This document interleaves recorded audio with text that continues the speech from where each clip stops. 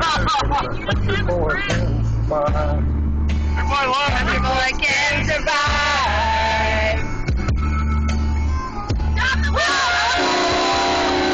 I had a good friend in New York. He never caught a thing, just killed